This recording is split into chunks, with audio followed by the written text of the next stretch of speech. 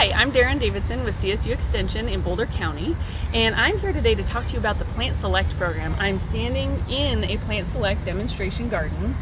Plant Select is a program that is a cooperation between CSU, Denver Botanic Gardens, and the Colorado Green Industries. The plants are researched and trialed to make sure that they're excellent choices for the intermountain arid West. And there are tons and tons of options. There are trees, shrubs, perennials, annuals, you name it.